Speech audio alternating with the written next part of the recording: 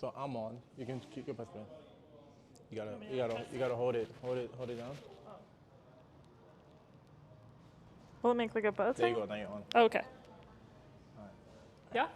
Well, okay. Wow. Welcome once again, ladies and gentlemen, at the cusp of freedom. Today I have a very special friend, and you already know what we're talking about. Take everything we say here with a grain of salt. You know, we all have different backgrounds and experiences. Without further ado, let's jump straight into it. I'll let my friend introduce herself so she can tell you where she's from, what she does as a digital nomad, and how long she's been a digital nomad for. Hello, I'm Noel. I'm from Chicago, United States. I had my first taste of digital nomading last August, so August 2022. I was working as a product manager at the time, and then I went fully remote this summer, so end of July 2023, and actually left the job I was working at as a product manager, and I'm now working on starting my own company. So that's what I'm doing. Interesting. We have a lot to dive into today. But yeah, let's start with what you dreamt of becoming when you were a child. Were you ambitious to becoming this entrepreneur that you are attempting to become today, or were you dreaming of becoming some kind of tech? I don't know. I wanted to be a pilot. I actually still want to be a pilot. Nice. But just get my private pilot's license. Did you get it yet, or? No, I've taken a few classes, but it's kind of expensive, and so I want to do it in a time where I can dedicate all the time and money into a short period of time to get all my hours rather than spreading it out. Makes sense. But yeah, so I wanted to be a pilot, and still do. And then when I was in high school, for the longest time I thought I wanted to be a doctor. I was really interested in genetics and science.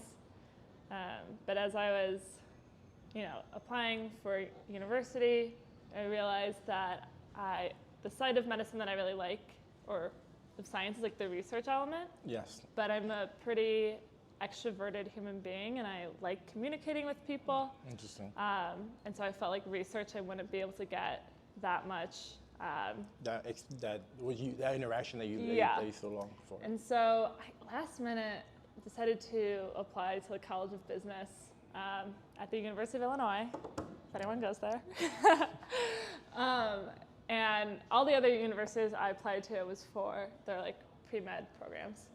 And so I ended up going into business really just with the mindset that I wanted to be wealthy. And I know that that's I think that's a terrible No, it's not a terrible mindset. But I just was so, when I was growing up, anything that if I wanted anything, it was on me to pay for it. Wow. And ever since I was in kindergarten, if I got any money for a birthday, even if it was $20, I put it all to savings because I just 5-year-old me knew that I wasn't gonna have money to go to school.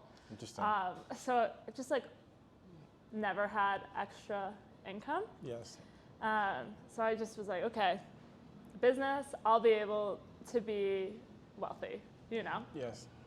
So I went into that, and I went into consulting after college, so I continued to keep my options open, and I just hated it so much. It was just so soul-sucking. At that point, did you regret why you took business, or? Oh, 100%. I think every year when I was in school, I would question, have I, should I switch to medicine? Should I switch to programming? Why did I do this to myself? Yeah. And I actually remember my very first day, I worked at KPMG out of college. I remember the very first day at orientation, we're in the Aon Center in Chicago, which the Aon Center is it's the third largest, tallest building in Chicago. It's overlooking Lake Michigan and all of Chicago's parks. So I have this beautiful view in this beautiful office, and all I could think to myself was, I cannot wait for my last day here. I'm weak. Wasn't that where you were longing to be? Yeah. So I always knew I didn't want to be in it. So business consulting wasn't it, and what? Yeah, I didn't I knew consulting was not it for me. But anyways, I figured I would do that for like 5 years. 5 years became 2 years. But one of the things that like a few core memories of times where I felt like I belonged, or it just clicked, or like I was excited about what I was working on, was anytime I had experiences with like the startup community. So I was involved in some startup communities in university, and I just really enjoyed building products. And I didn't know what product management was at the time I was in university. I only learned about it once I'd started my career. And so I realized, like, okay, I want to be working on like building and creating products, B2C products that like I can get, see the impact for users. And so I ended up like pivoting into product management. It's actually a funny story. The job I ended up getting, when I first applied, they immediately rejected me because I didn't have product experience, and I responded to their rejection letter, rejecting their rejection letter. And I was like, I disagree. Like, here's all my thoughts on your product. Like, let me know when you have time to chat. Wow. And they were like, oh, okay. So, yeah, that's how I got into product. And then, long story short, I didn't think I would end up starting my own company. I kind of fell into that as well. Okay. So we'll get into that. Yeah. So when you were a kid and wanted to become a pilot, where did that ambition come from? Was it from your parents? Did you travel a lot as a kid? Oh, sorry. Yeah, it was. My grandfather, so my mom's dad, was a pilot. And I think that I saw, well, one, like when you're a little girl, like your grandpa is like one of your heroes, you know? But I saw the life that him and my grandma had and all the travels that they did. And wow. I remember thinking like they lived such an extraordinary life. Yeah. And like when both of them passed away, like I wasn't sad for either of them when they passed away, because like they truly lived such a full life. Wow. And I just remember thinking like I want to live an extraordinary life. And I want to have these really unique life experiences that my grandparents had. And so, yeah, my grandpa being a pilot just like took him all over the world, got to experience so many different cultures, get to meet so many different people. And I don't know, there's something about like being in the air that like is so freeing, and like all of your problems on the ground seem so small. Wow, true. And so it just, yeah. It took you away. Do you think your perspective while you were traveling, or the perspective that you had as a kid about traveling, has been fulfilled as you traveled? Or how did it exceed your expectations when you began traveling and like getting these perspectives? Yeah, definitely. I think as a kid, I wrote like a list when I was like 14 of things I wanted to do in my life. Yeah. And it wasn't like a list of things that it was kind of a list. I was like, if I could do these, like, I will know I have lived like an extraordinary life. Yeah. And it's funny because like the dreams I had then, they weren't even that crazy, but at the time they seemed crazy to me. And one of them was small. It was just like do a study abroad semester. Wow. Which, yeah, it's something that like if you want, like, and you go to just like a state university in the States, like you can easily accomplish that. But I didn't. I never really had like the dreams of like I'll be a full-time nomad, because I didn't even know that was something that was an option, So I think when I was a kid, it was more so I associated travel with living an extraordinary life, and I didn't, like that was the connection, but I didn't really go any deeper of like, oh, travel's going to open my eyes to different cultures, I'm gonna meet all these amazing people, I'll have all these amazing new experiences. So I would say what I've experienced now is like definitely exceeded my expectations when I was a kid. But when I was a kid, just the idea of like being able to afford to leave the country, like once every 5 years seemed to be like out of reach, So yeah, definitely has exceeded. Did you take any steps throughout college to facilitate your learning How difficult was college? How expensive was it? Did you take any steps to mitigate some kind of like, bad effects? I don't know. Well, you asked a few questions. I'll start with the ones that are easier to answer. How difficult was college? I would say it was neither difficult nor easy. Like, I'll be honest, and I feel weird saying this, but like, a lot of things like come pretty easy to me naturally. So like, school's never been something that I've struggled with. Okay. So as a basic, that should be so like basic. That wasn't, and I like I was the kid who like I wanted an A plus. Like I liked getting A pluses. Yeah. So I'm fortunate that that's never been an issue. When I think of challenging things in college, I think of, getting a job. Not even that. Like I think of like social instances of times where like I was really like upset about like a guy or like upset about a friend's situation. Like I think about it more from like growing up as an adult. I see. But, and then how expensive was college? So I paid for my own college. So I graduated with $60,000 in debt, but, and that was with like some financial aids. Yeah. So it was pretty expensive. And I did college in 3 years in order to have less debt. Wow, that's smart. So I ended up graduating. That wasn't my initial intention, but I realized going into my final year that I didn't have any more money and I didn't feel comfortable taking any more loans. Yeah. So I just wrapped it all up in that third year. Oh, wow. Okay. But in terms of college, one of the things that, honestly, the best thing that I did when I was in college was I joined a business fraternity at my school, which it's both like a social group, but it's also a professional group. And so many of like the connections that I got for getting those first internships came from this social group of people, of alumni from the fraternity would come down to campus and like they would help us get. Which is what you were intending to get from the program? I was hoping for a group of friends, that was I didn't do like a sorority in college, but like this was like my social group. But then two, getting like ahead in like the connections to get a job in the future. Nice. So that was without a doubt, like all of my college friends that I still have today are from that business fraternity. My like first two jobs came from there. Nice. So that was without a doubt like the best decision that I made. Nice. It seems like you maneuvered college pretty smoothly and well. So after college, you get this job as a consultant, business consultant in Michigan, looking over the lake, and you realize I don't want to do this for 40 years. No.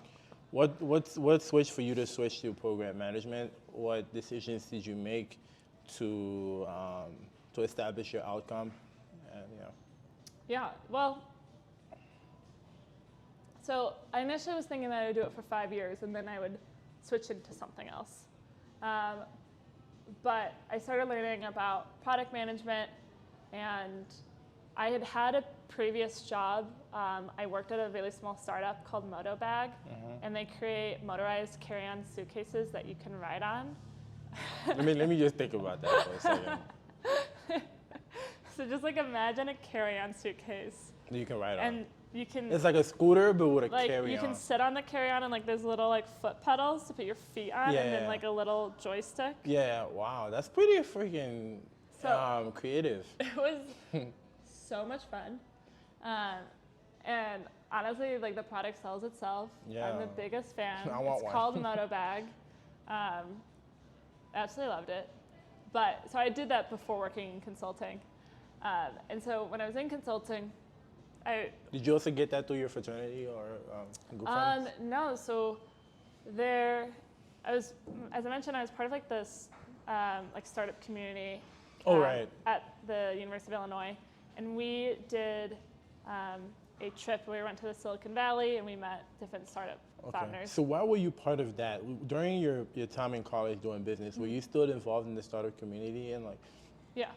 Wow, interesting, very smart. But it was like a startup community like at the University of Illinois. Actually, fun fact, University of Illinois has the highest number of founders of tech companies. Wow. We have a really big engineering program. That's so, pretty cool. Yeah, it's either first or second. So I feel like if someone listens to this and they're Did you know this? oh, it's Did you Stanford." know this before you went? No, into I service? didn't. I was not thinking about job placement Okay, when I went there. alright. I actually didn't want to go there. I was I'm upset weak. I was going Why? there. Why were you upset? It sounds like such a great college. No, I'm really happy I And went you only there. got like 60 grand of debt? That's amazing. That sounds amazing. I grew up in Illinois. I didn't want to stay in Illinois, but I only applied to 3 other universities, which were Northwestern, University of Chicago, And those were medical. yeah, medical, and then I also applied to Michigan, but like University of Illinois was the only one that I was going to be able to afford, even though I still really couldn't afford it. Yeah. And also University of Chicago, I did not want to go there. I was forced into applying. If I Okay. had gone there because of my dad's job, it would have been free. So Yeah. that's why. Wow, that's pretty cool. Did not get in. I would like to put that for the record. Okay. I'm not saying at all that I'm smart enough to go there. Okay, so your challenges for getting into program management. Did you how did you accomplish that? After you said because you worked at a startup. Oh, that yeah. you- So I'd worked at a startup, and I got that startup I got that job by, there's a incubator in Chicago called 1871, and I went through their list of companies, and I just like cold emailed the companies I was interested in, saying like, hey, I want to work for you. That's how I got that job. Anyways, then I was working at KPMG. I knew I really loved working on a consumer product, like Motobag. It was really fun to work on. I liked wearing a lot of different hats. I honestly can't remember where I learned about product management from. I honestly don't remember, but I started learning about it after college and realized like this is what I want to go into. And so I basically had a few like bad experiences at KPMG that made me want to leave a lot faster. And also at the same time, COVID was happening, and one of the perks of consulting is like you get to travel, so you get airline points, you stay in hotels, so you have hotel points, your meals are paid for Monday through Thursday. But once COVID hit, we weren't traveling, so I wasn't getting the airline points or the hotel points or free meals. Your So expectations were done, yeah. all of the things that I was like, Hoping okay, like is making consulting bearable. All of a sudden, it's just like me sitting at a desk in my house. I'm weak. So Like- just like, you know what? This is the wrong. This This is is- the wrong I domain need to be in get right out now. of this. But anyway, so I started looking for jobs, and basically what I would do is I would reach out. The companies I was really passionate about, I would do research on their product and come up with some ways to enhance the product, and I would give like back Wow. the suggestions with research. Yes. And I would just say like, would love to chat, like, and then people would always respond because like, who's going to take the time to do research on your product? Because they're not really interested, yeah. And if they're not interested. And so I would get all my interviews that way. But then, the one company I ended up working for, they actually had a job opening. So I applied to the job opening at night, and I was planning to send an email in the morning with my research. But by the time I woke up in the morning, they'd already rejected me. So I responded, and I was like, I did this. thanks, but no thanks. Like, here's how you can improve your product. I'm Here's so some weak. research, and like, let me know when you can chat. I like that. And that's how I ended up getting the job. And like every step of the way through the interview, it was like me convincing them that I could do this job, even though I had not worked in product management before. Wow. That is so interesting. Did they ask you for your resume after? Did you? Well, so they already had my resume because I had applied. Yeah, but because you replied so well, they were like, "You're fit for this job." They were just like astounded that I had like the courage to do that, and they're like, "Okay, like we misjudged this person. Like let's hop on a call with them." And Nice. then I prepped a lot for the interviews, and that's how I ended up getting the job. And honestly, I think the most difficult part of getting any job is just like getting someone to read your resume. Okay. Because, I mean, I've been on the other side, like us trying to hire more people for our product team, and you get so many resumes that like, I want someone messaging me on LinkedIn to like, let me know that they're actually interested. You know, I want someone to like do the work for me to let me know that like, this is who I should be looking for. this is who I should be looking for, because if you're looking at a stack of 100 resumes, like You don't nothing know stands out, you yeah. know? 'Cause You're absolutely right. Merde. Even if you are fit for the role, you don't stand out in a lump of Lump group of resumes, yeah. You don't stand out no matter how well your resume is, unless it goes through a system of like AI whatever. But like many systems just don't have that. Not at all. One of my coworkers, he has a he has a name that like I'm gonna have to say his name on here. I won't say his last name, but he has a name that's like very shocking to see. Yeah. And quite literally, the reason why he got an initial interview is because His name? one of my coworkers, like our head of design, saw this guy's name and was like the name stood out to him. So then he was like, let me search this guy's name on Google. Let me look at his portfolio, and he saw his work, and he was like, okay, I actually like it. But truly, it wasn't like anything on the resume that stood out, but it was like his name. Yeah. Interesting. So yeah, but I guess I'll say his name. I won't say his last name, but his first name is Stalin, which is like Stalin. Like for all of our developers at my last company are Ukrainian, and so like Stalin is like a Russian like a dictator essentially. Oh, Stalin. Like Stalin. The Italian dictator, you mean? No, not Italian, like Russian. Okay. And like, and so this guy's not. He's a really nice guy. He has nothing to do with Russia. He's not even Russian at all. I'm weak. But like his name was what got him the initial interview. And so like I got my initial interview by being like, no. Take it like, take me seriously.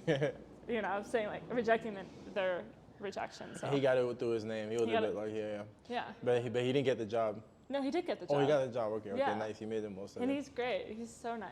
All right. So, so you're working at this program management firm or company. I don't know the name of the company, but it's called Double Good. Okay. I don't work there anymore. Okay, but you used to work there, and then you quit your job to pursue this new endeavor to launch a startup. So, let's delve a little bit into that. When did you realize that you were gonna start a startup, and what does your startup bring to the world? Yeah, so that's kind of where like the digital nomad story comes into play. Yes, let's get that. So I last year did 1 month where I went to a co-living, and I wanted to like test the waters, and that's when I realized like I'm really inspired by the group of people that I meet at the co-living. I feel energized. I feel like I'm living an extraordinary life. Like I'm so privileged and lucky to be on this random island in the Atlantic, meeting people from all parts of the world who are really passionate about their jobs. Yeah. Or even if they're not passionate about their jobs, like they're passionate just about life. And so I made a decision that, okay, when I come back to Chicago, I'm going to let my lease run up. And then once the lease ends, I'll start traveling. And so really the decision ended up being that my company, I'm not able to work full-time remote for them. They have a hybrid model, so you have to be in the office at least every once in a while. And I, to me at this point in my life, like having this experience of like going full-time remote was something that I really wanted as a personal challenge. And so my lease ended in June. I had to stay in Chicago for a couple weeks for my brother's wedding, but then like right after his wedding, left just a couple days later.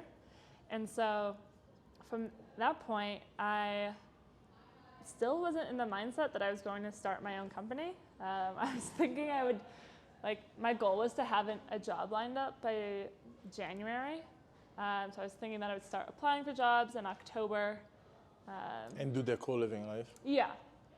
And just spend the next couple of months like doing online courses, learning about areas peripheral to product management. So design, UX research, AI, like software development. I thought I would just focus on that to improve myself, but also take a break from work, because when else do you, well, not very often do you have like time in your 20s to just kind of focus on you only. Yeah. I guess most of your time in your 20s are focusing on you, but I didn't have a job anymore to focus on. On self-development. Yeah. And so still with that, I personally, just for like my own happiness, needed like a project to be working on. And so my brother has been talking for the past couple of years about starting building a tool or a platform that's dedicated for nonfiction readers, because there's really aren't, I should say there's like niche community tools for most communities out there. Like there's apps for rock climbers, there's communities or Hikers. apps for runners, hikers, Yoga. cyclists, yoga, everything under the sun. And reading It's falling back. Yeah. has good reads, but it's a platform that's dedicated more so for fiction readers. So if you think about reading, people are typically either reading for entertainment, which is typically on a line with fiction, or they're reading more for learning. Nonfiction. And they have more more goal-oriented, which would be nonfiction. And so there really isn't anything dedicated for nonfiction. And so basically in August, I started interviewing people about their reading journey, just wanting to understand like what their pain points are, do they have any pain points, and understanding like how they read books, when they read books, how they acquire, all of that. It's still with the plan of, okay, in October I'm going to start looking for my own job. Yeah. But as I was doing the research, end of September is coming around, my mental deadline of, okay, start looking for jobs, October Procrastinating it. is approaching. And one of the things that I was feeling as I was talking to people was that there is a gap in the market for this, and there is an actual need for a platform that's dedicated to this. So many, reading is a very time-intensive habit, but what is additionally time-intensive is trying to find the right book to read. Oh, yeah. And it's pretty consequential if you choose the wrong book to read, because if you pick up a book and it ends up not being what you were looking for, you might put down that book and not read another book for a decade. Wow, that's true. 25% of Americans haven't read a book since school. I'm not surprised. But at the same time, if you pick up the right book to read, and maybe you hadn't read in 3 or 4 years, but you pick up the right book, You'll continue reading. that might launch you into a reading habit. I like that. And so one of the things that I honestly just genuinely feel is that reading is so beneficial for individuals and for humanity in general, because it helps you to really understand how things have come to be over time, understand different point of views that you don't normally get to, and it just helps improve you as an individual. But we do see that reading rates are declining. Facts. So anyways, long story short, because I'm going on and on, is that I felt that there was a demand for this, and that there's a gap in the market now, but I feel that that gap will probably be closed in the next 2 to 5 years. Some company will come in to... I think that's your company.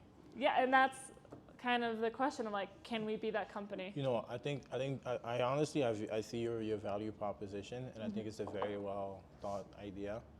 I do believe that it does have to bring value. For example, on my phone, I have a book app, and I use it to read novels, nonfiction as well. But I think what you said about picking the right book is what's most important. So if you have a platform that's curated for nonfiction readers, whereby you ensure or you have an algorithm from like previous readers to ensure that people are have a catalog of the right nonfiction books that they should read. Yeah. I think, yeah, man, like I'll download the app now. Yeah, so we're gonna hope it's not, we're about to kick off development, so we don't have any customers yet, but yeah, I feel like I'm still in that stage. I know I should see myself as a founder, but like I feel like until it launches, I'm almost like in denial of it. I'm weak. Yeah, you're a We're founder. kind of like Yeah, you're right though, but I feel you're right. We're like, okay, we're gonna see where this goes, and yeah. So it wasn't my intention, but this is where I'm at. Nice. It feels good. How does it feel? I don't know. Like, do you feel any pressure for developing this application while surviving the war of your bank account? I don't know. Like, how does that feel? How do you manage that mentally? So, the war of my bank account.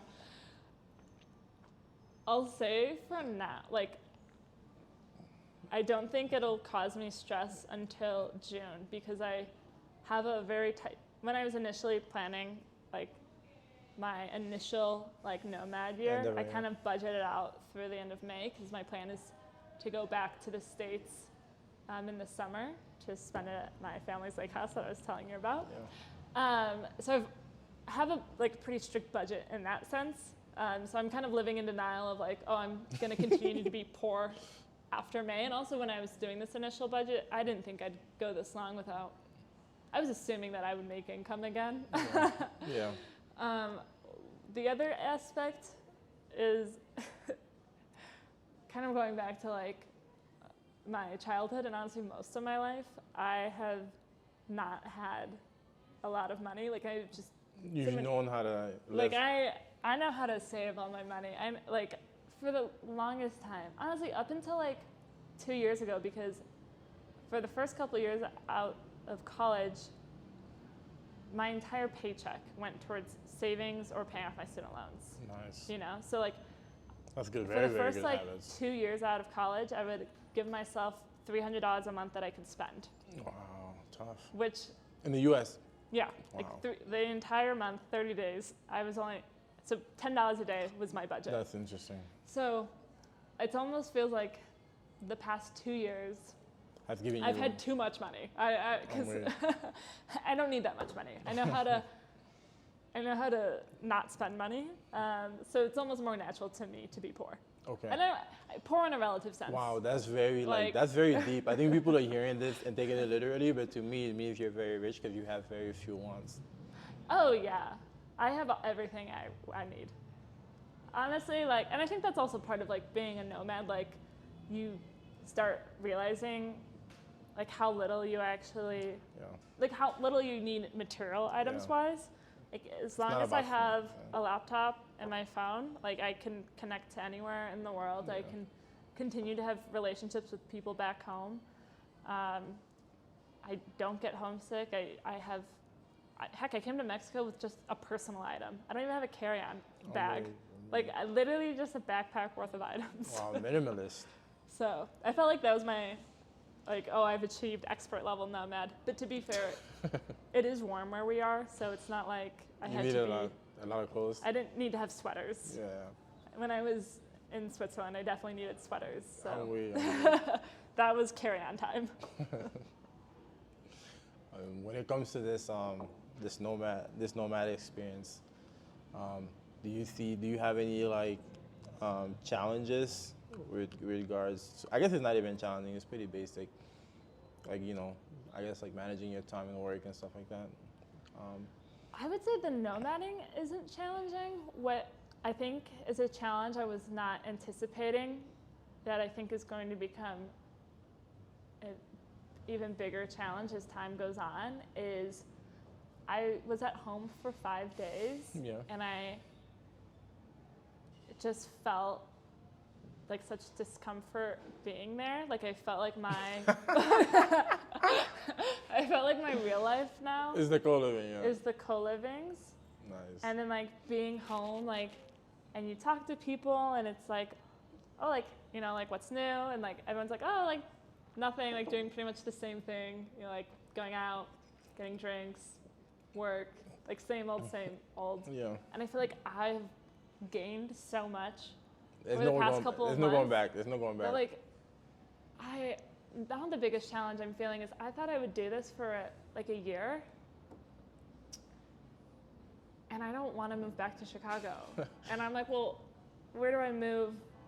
Am I now going to be like a full-time nomad for like years on end? Maybe, maybe not. Do I move to a different city?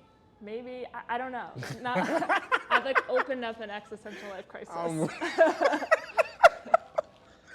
Yo, I'm so, this is so funny because I can relate so much. I don't know. There's no going back. There's no going back. So. This is that open up life crisis. Oh my goodness. I think it's good though. I think it's good. I think when you figure it out, it will be the best choice you make. Whenever you feel out how long you'll travel for, where you'll base yourself. Yeah, for sure. Do you like? Well, you've been full-time nomad for a couple of years now, right? Yeah, about 4 years. Okay. Yeah. Yeah, right now I don't know. I'm kind of like in the same situation as you, just trying to launch this startup and then figure it from there. I'll figure it out from there. Did you think you were going to be full-time when you started out, or did you think it was going to be like 1 year? No, I didn't. Actually, I didn't think it would be fully nomad. Now you're interviewing me, but Sorry. it's okay. It's okay. I started off to pay my student loans quick. Okay. And then I started meeting people like you and decided to start this podcast and help give more people more perspective. And then that rolled into the app. Okay.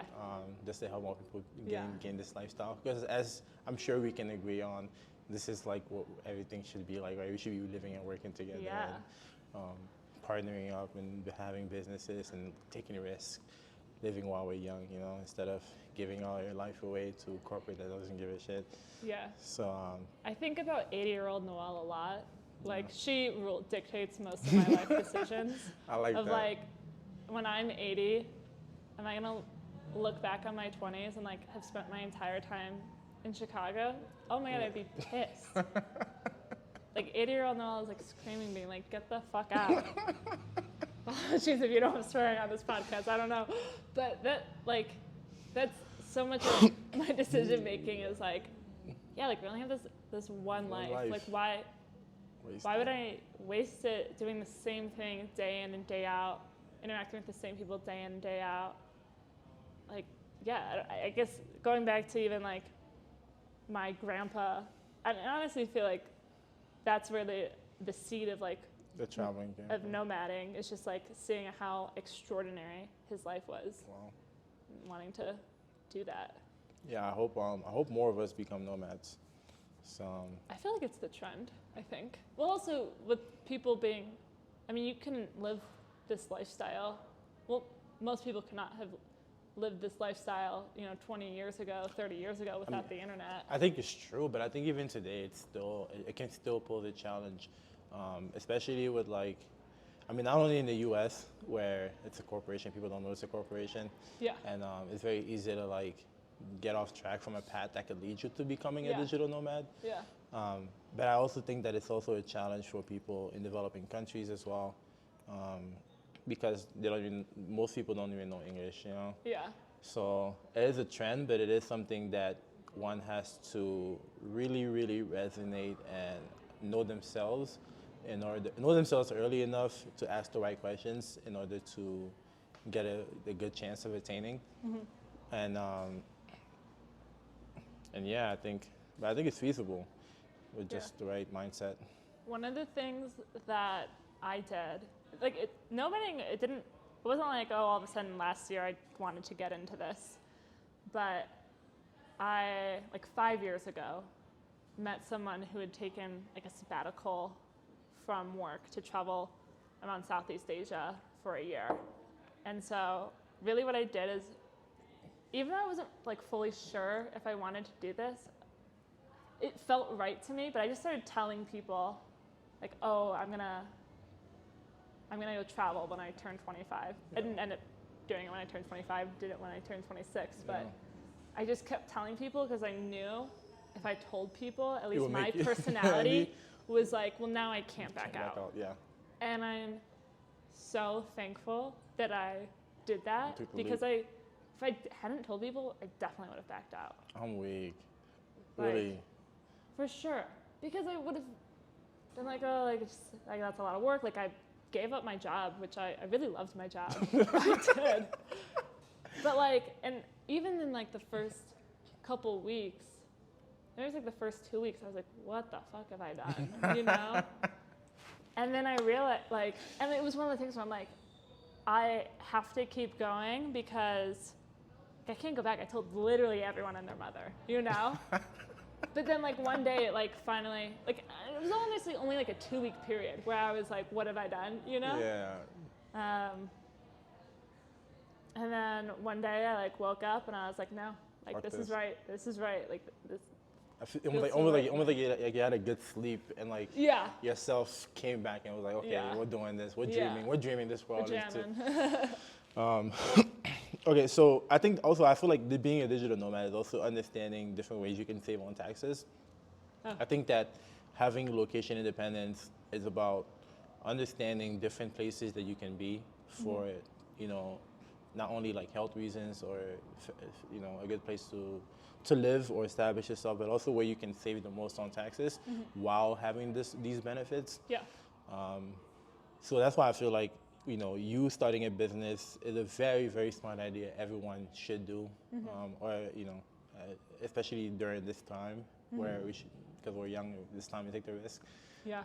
Because during this time, if you're able to successfully complete your endeavors and pursue, while doing what you love, of course, you would also be able to save so much on taxes through your corporation. I guess your spending, your daily spending could be your business spendings and stuff like that. So I just think it's very important for people to have businesses in this regard, which is why I admire a lot what you do. I think it's very, it's not a path for the faint of heart. So take everything I say with a grain of salt. It might sound easy from this one, but it's definitely not. I don't think it's easy. So much courage to you, and I wish you a lot of success for Thank this. You as well. Yeah. Both of us success. Yeah. Yeah. So yeah, now that we've discussed why and how you got here, basically, I want to ask you a little bit. So you seem to be very disciplined. When you were a kid, did you do anything that helped establish your discipline? No, but so I guess I'll say like intrinsically, like I always wanted to be better than my siblings. Okay. So I'm the youngest. I have 3 older siblings, and there was just, I don't know, I wanted to be better than them, and I think it's from a standpoint of like when you have so many siblings, and then I have 24 older cousins on one side. Wow. I'm the youngest, actually on both sides of my family. Wow. So 24 cousins on one side, and the other side's complicated, but it's like 15 or so cousins. Wow. And so I think there was a standpoint of like, everyone had already done everything. You know, like I had cousins who, you know, lived on a sailboat for multiple years. I have cousins who've lived in like Korea and Hong Kong, cousins who've gone to do like neuroscience, who've gone to do That's pretty cool. like everything under the sun. No way. That's so cool. And so I think just for me, yeah. You're saying it like it's random, but it's not normal.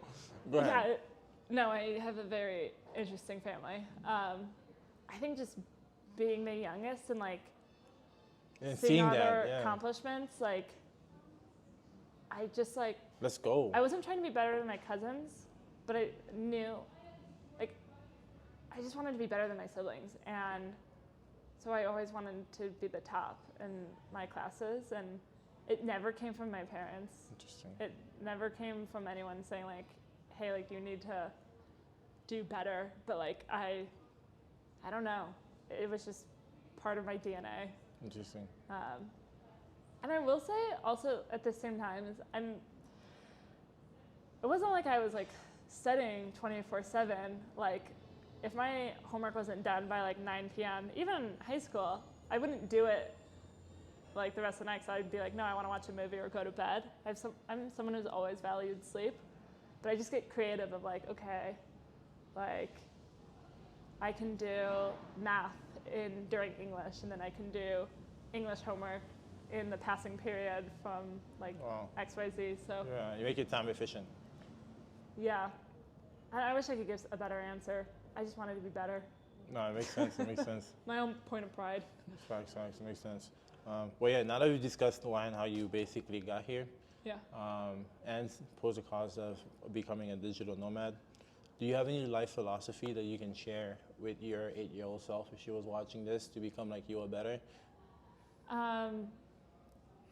Yeah, I think the two things that I find to be like important values or philosophies in my life is one, I feel like, I don't know where this quote came from. Maybe it's not even a quote, maybe someone else just told me it, but that the greatest gift you can give someone is your vulnerability. So I found that like I've been able to make connections with people by being like very open and vulnerable with them. My younger self prided herself in not showing any emotions ever, and I was stone cold all the time. It was something that like, it was one of the key parts of my personality that like my friends would always talk about, like Noel has no reaction to anything. Like, and I didn't let anyone into like the things I was struggling with at the time. But now I find like vulnerability and honesty to be such a gift that giving it to other people helps you connect with other people. And then the second thing, something that I've started practicing for the past, 6 to 8 years is like when I'm in points that, like low periods of my life where I lose faith in myself, what I'll do, and when I say like lose faith in myself, like points of time in my life where I've been incredibly depressed to the point that like needing to be like hospitalized just because I wasn't like physically taking care of my body and like my body was shutting down, or like periods of like having really strong anxiety and like having panic attacks daily. With that, like being able to go to a close friend, you probably don't have multiple people that you can do this with, but just having that one person where just like asking them of, hey, I can't believe, like I don't have the capacity to believe in myself at this time, so like I need you, like I'm asking you to believe in me for me. Yeah. And like, can you do that because I can't like pick myself up. I need your faith in me. Wow, that is so deep. And there's like two friends in particular that I think about like how important like their belief in me was at different periods of my life, because I didn't have like the ability to talk to people about my ideas or my passions because I had so much self-doubt, and they encouraged me, and they communicated for me, they advocated for me in a way that like I'm very grateful for. Wow. So yeah, that's what I would pass along to anyone, but even very much my younger self, because she kept everything to herself, and I never wanted to rely on anyone for anything. I think that also goes back to like wanting to be wealthy. I never wanted to be financially dependent on anyone. Wow, I could relate a lot to your story, but yeah, this is it's been an amazing yeah, I'd sorry. offer you water, but there's nothing left. Yeah, it's been an amazing time talking to you, and I really hope that everyone listening and tuning in today resonated with all the gems that you shared and with your story as well. So yeah, I can't thank you enough for being part of this. So. Thanks for having me. Thank you. Oh, nice. Yeah, thanks. Thank you.